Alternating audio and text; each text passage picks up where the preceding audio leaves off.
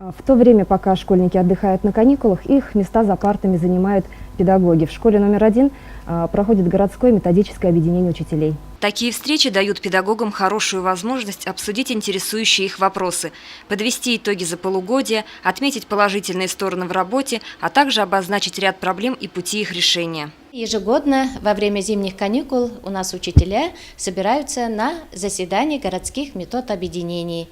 Явка сегодня очень хорошая, и заседания у нас проходят по единой тематике.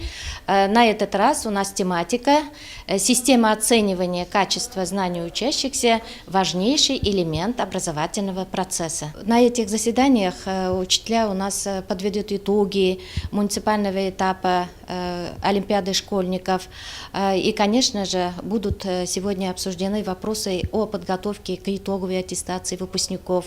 И, конечно же, будут затронуты вопросы по качеству знаний учащихся. Исходя из заявленной темы, руководители школьных методических объединений и педагоги распределились по секциям в соответствии с преподаваемыми предметами. Выступающие знакомили коллег с методикой своей работы по данному направлению, обменивались опытом и мнениями. Такого рода мероприятия проводятся учителями для повышения качества образования через оказание педагого-методической поддержки, непрерывного совершенствования профессионального уровня и мастерства работников.